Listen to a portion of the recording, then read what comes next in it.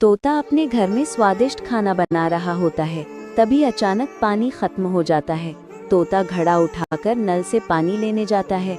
पानी भरते समय उसकी नज़र पास ही बैठी प्यास से बेहाल प्रेग्नेंट मुर्गी पर पड़ती है। तोते का दिल पसीज जाता है। वो पहले अपनी बजाय मुर्गी को पानी पिलाता है। मुर्गी राहत की सांस लेती है। तोता मुर्गी को अपने घर ले आता है और उसके लिए नरम पत्तों और सूखे तिनकों से बड़ा घोंसला बनाता है। कुछ ही दिनों में मुर्गी उसी घोंसले में अंडे देती है और फिर नन्हे